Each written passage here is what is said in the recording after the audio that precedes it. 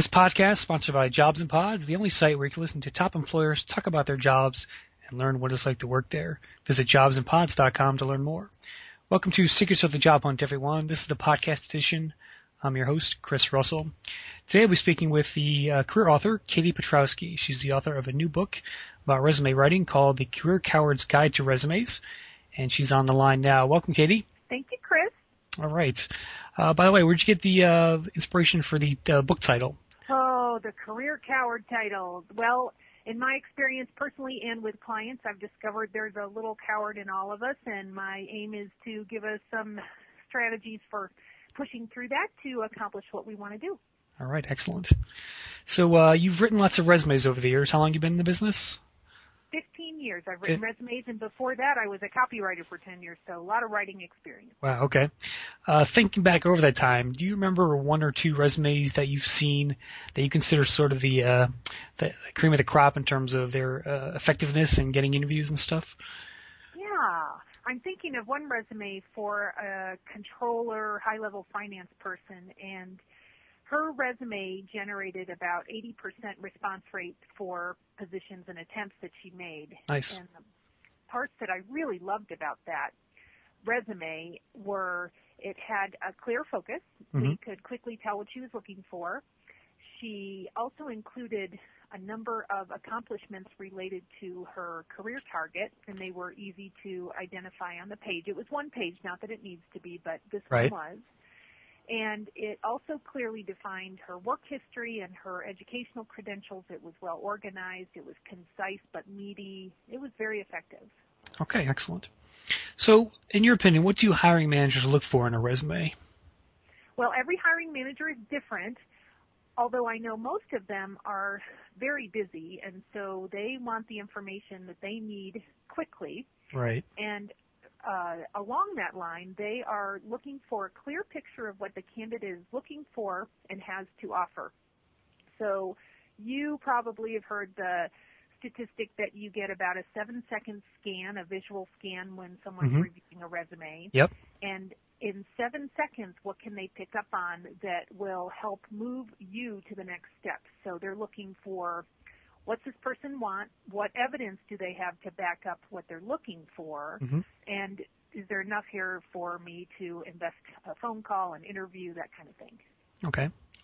Let's talk about keywords, choosing keywords for your resume for a minute. What's the best way to go about choosing those?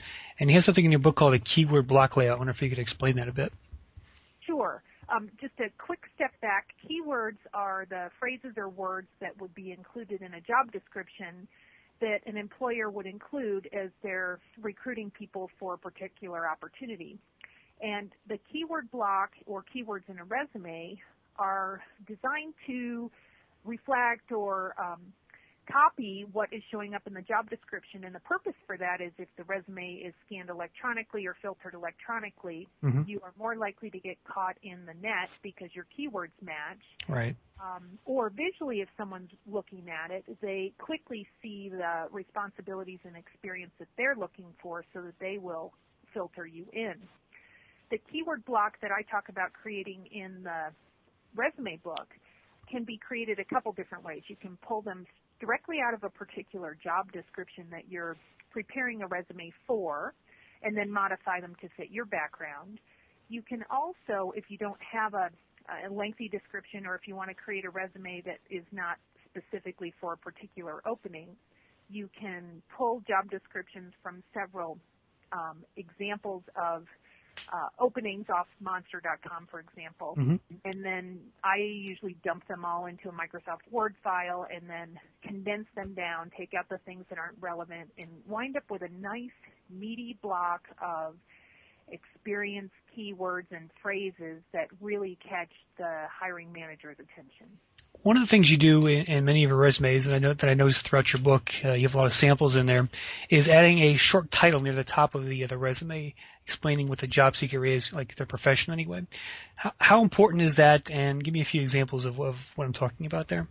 So I mentioned a little bit ago that I used to be a copywriter. I have my first degree is in advertising and marketing, and I know from that experience that often when someone is looking at a document, a page, an advertisement, a resume, whatever, their eyes will start in the upper right-hand corner and then will move often in a zigzag pattern down the page.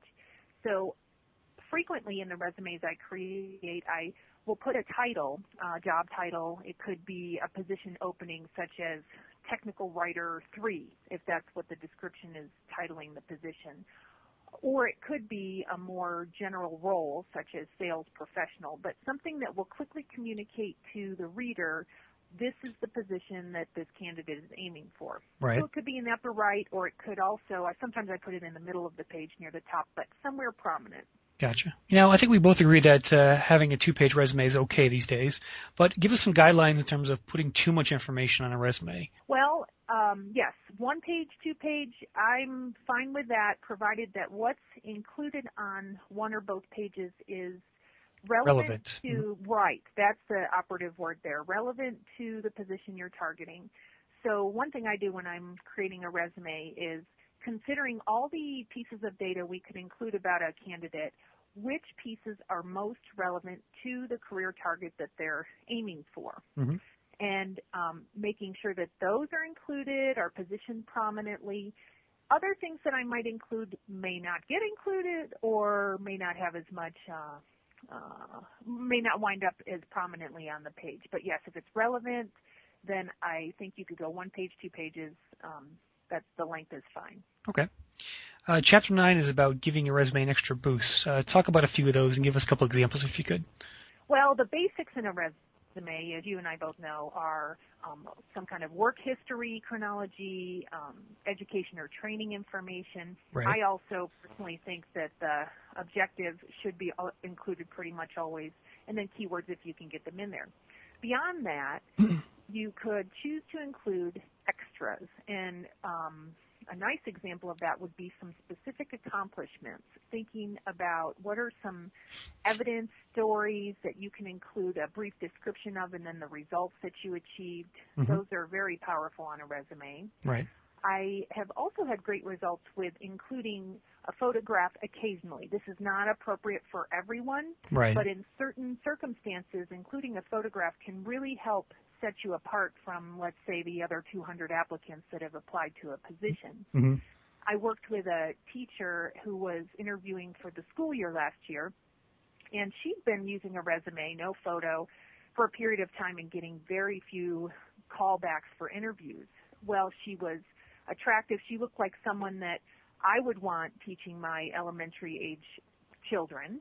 And so I said, let's include your photo, and she had a quickie professional shot taken at a local studio, and we dropped it into the document, and almost immediately her resume results picked way up. She got very quickly 3 calls for interviews and then 2 job offers out of those interviews. So that was an effective extra. Gotcha. Okay. Yeah. All right, very good. Let's talk formatting for a minute. I'm a big believer in creating a visually, stunning resume. I think it should really look good. Number one, it has to have the great content, but I think the visual layout of the resume is very important. So why don't you talk about that if you can? Great, and I agree with you 100%, Chris. The format makes a huge difference. And if we think about it, we don't want the way the resume looks to get in the way of the reader digesting your information. So if it's well organized, if it's professionally designed, not to say that you have to hire a professional, but just as long as it's clean and there's not 20 different font sizes or font choices in there. Often people will try to cram more content into their resume by skinning down the margins. That white space is there for a reason. Right. So well-designed resume, and you can get ideas by looking through a number of resume books to see how other people have created visually appealing resumes. It's worth the effort to achieve something that looks elegant and professional.